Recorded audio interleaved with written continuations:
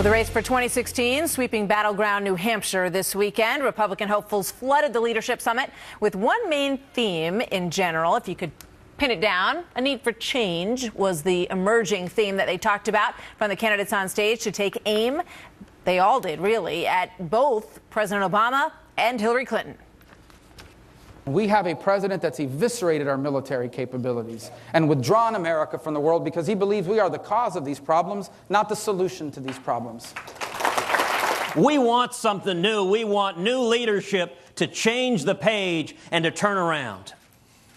You know, the Democratic version of this, I'm pretty sure, is Hillary Clinton having a conversation with a Chipotle clerk. This is the first president in the post-World War II era that does not believe that America's presence in the world as a leader and America's power in the world is a force for good.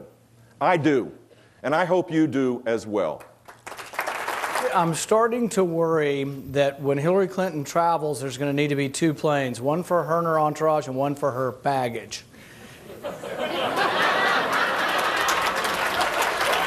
And Paul got a big laugh line out of that one. Britt Hume joins me now, Fox News senior political analyst. Good morning to you, Britt. Good to see you. Thanks, Martha. New nice Hampshire to see was you too. New Hampshire was obviously the seat of all the action over the course of the weekend. When you look back at what you saw and heard there, well, what's your takeaway? Almost, I don't know what to take away. In fact, I have the greatest sympathy for the reporters who were covering that weekend event because they were trying to find a thread, a theme, a development, news out of it. And there really wasn't any. Nobody did extremely and exceedingly well and wowed the audience more than almost anybody else, it seems. Nobody made a pratfall. And, you know, you had this unbelievably unwieldy number of candidates. And so I read all these stories, and all of them had different threads that they tried to weave. And the truth is there wasn't much of a thread available.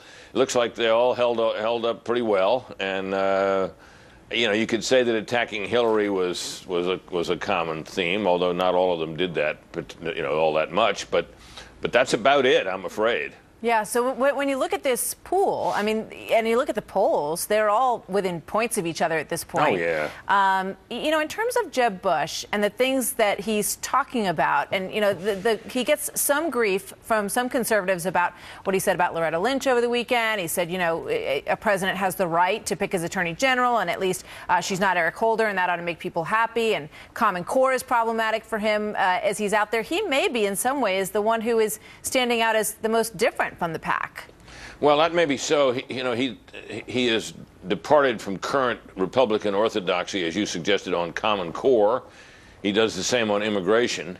I'm not sure that what he said about Loretta Lynch is really a departure, because the votes are there to confirm her, and right. She will be confirmed. There's some political hardball being played in the Senate that has to do with a anti-human trafficking bill that is ahead of Loretta Lynch's nomination on the schedule, and Democrats are not going along with some old abortion language that has been voted on and voted positively any number of times. Why they're trying to make a stand on that is unclear, but that's what's holding up that nomination. For him to say that she deserves a vote, it seems to me, is pretty much Republican boilerplate. Although it may be a matter of emphasis. But I agree with you, Martha, that he may stand apart from the field. He's not going to attack his rivals, or he says he's not going to.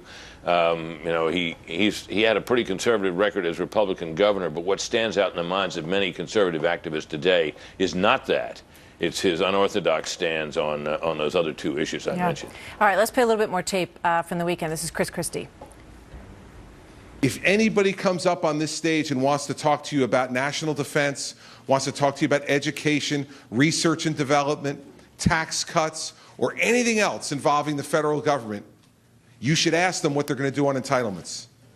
Because if they're not going to do something to fix that problem, we're not going to be able to deal with any of the other problems or opportunities that we have in this country. Did he put himself back in the running this weekend, Brett? Well, it's an interesting, I think he kind of threw the long ball on that. Entitlement programs are terribly important. They are a major problem. They're the massive item within the budget. They're a big cause of the fact that we're borrowing all this money all the time. And he just stuck his neck out. And I'm tempted to say good for him, because this is an issue that one way or another is going to have to be addressed.